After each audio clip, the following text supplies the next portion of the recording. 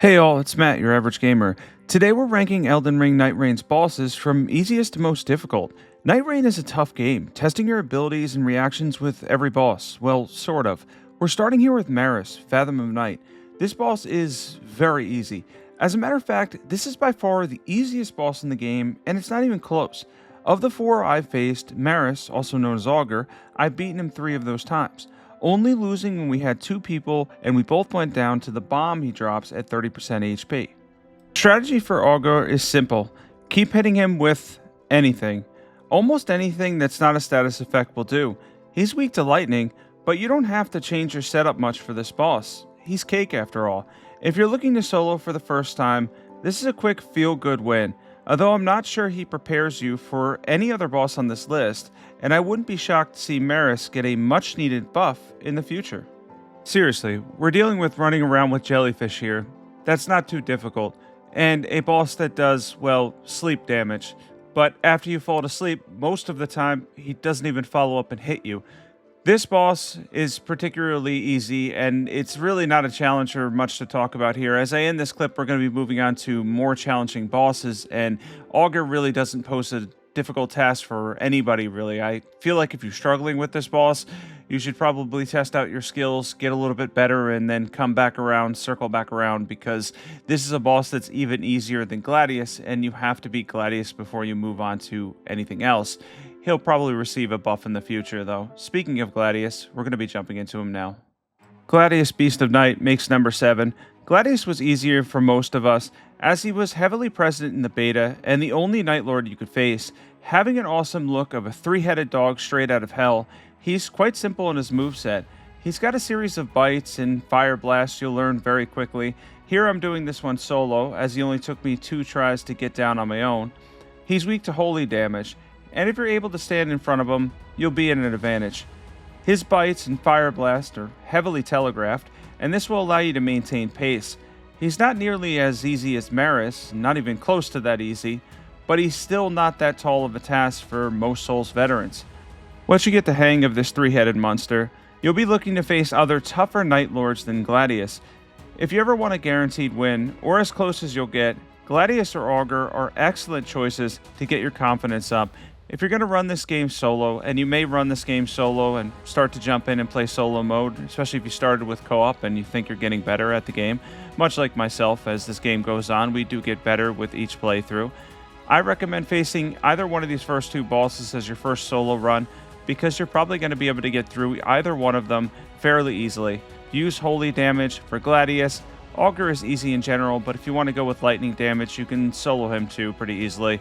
Overall, these first 2 on the list don't really compare to any of the other ones that are on this list, and as we go up in difficulty here, they definitely stomp on these first 2 bosses with the amount of difficulty we're going to be moving up to as we go towards 6 down to 1.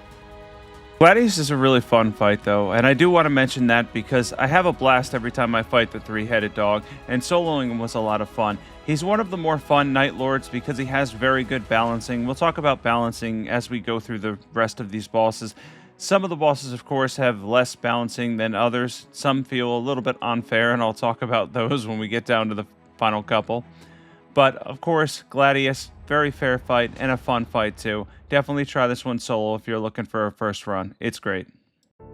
At number 6, we get to Adele, Baron of Night, also known as Gaping Jaw. This boss seems more difficult than he is at first, partly due to his size and the number of bites he can combo into. He's challenging for sure, and Phase 2 can drop your frames a bit as well. In Phase 2, Gaping Jaw will do a lot of stomps and AoEs, which can be tough to avoid. Luckily, he's incredibly weak to poison and takes frost damage easily. This can handle him very quickly in both phases, and shouldn't be a huge issue for most players. Now granted that while he's certainly harder than the first 2 on here, he's not that difficult.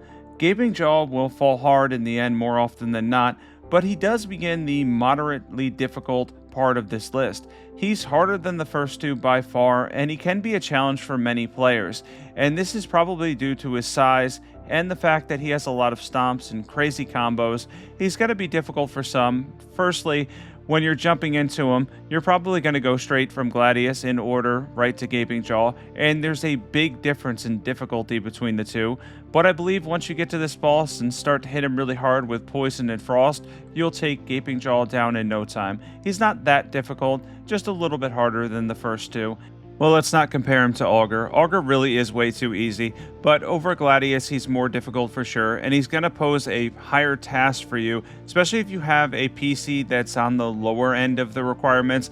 You may run into frame drop issues in Phase 2. It's very common with this fight. There's a lot going on. He has a lot of magic damage too, and of course, if he gets you in his bite, he can take you out.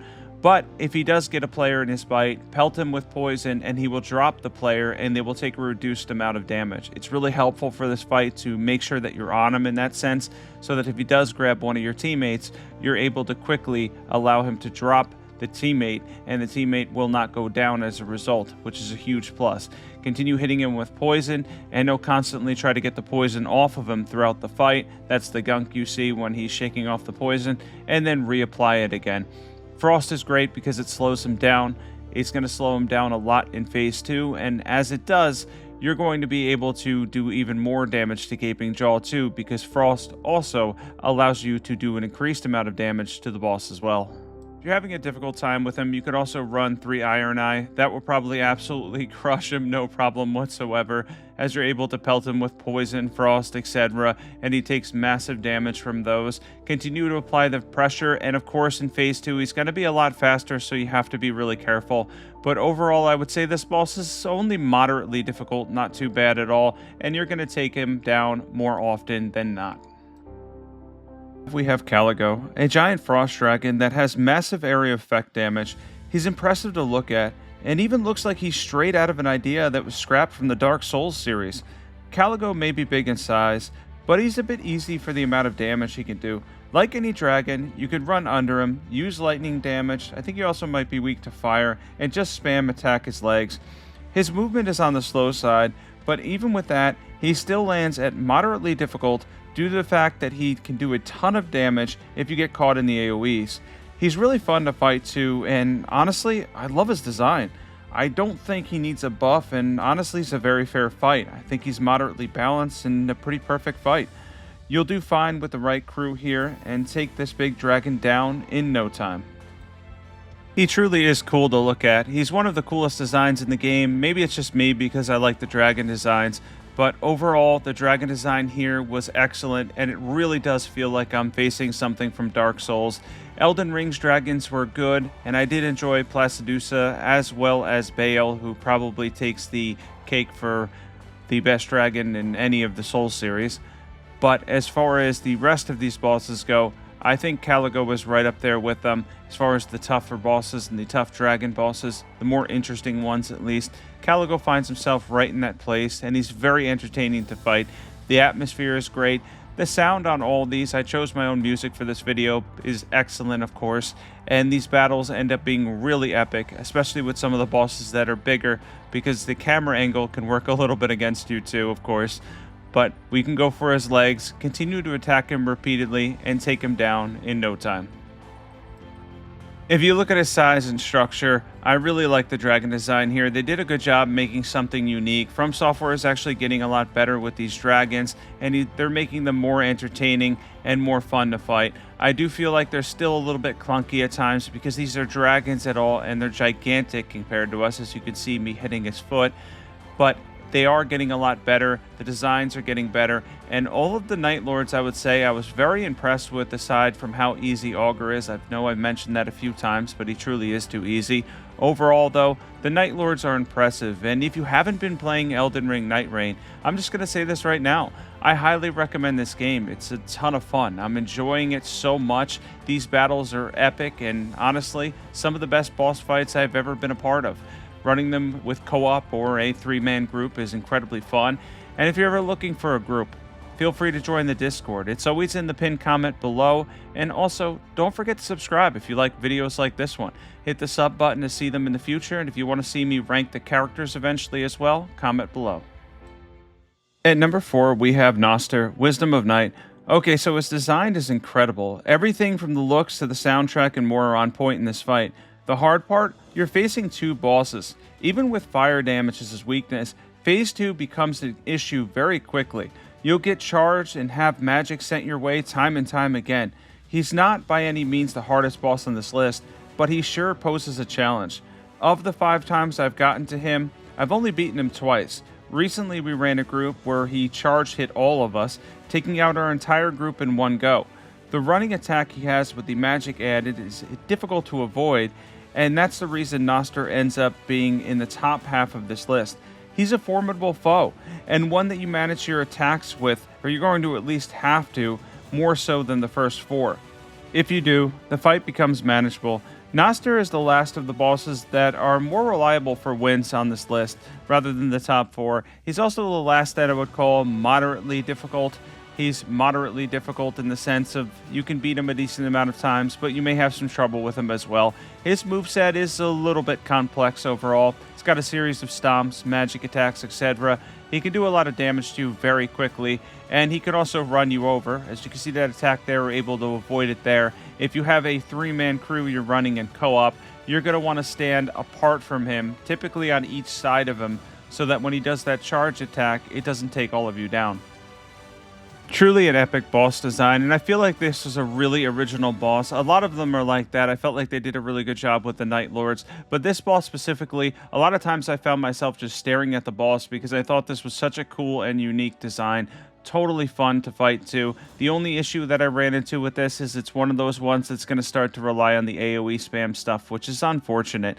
I do feel like in the future, From Software should start leaning away from the AoE stuff because it just seems like it's probably easier to do to make it challenging that way, and lean more into bosses that have complex movesets and a lot of physical damage that are easier to learn in the long run. Still challenging, still difficult, but easier to learn in the sense of you're going to have to learn the moveset or he's going to knock you on your ass.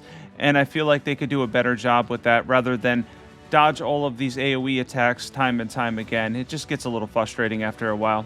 Alright, now we're going to be going into number 3, the Nightlord and the final boss.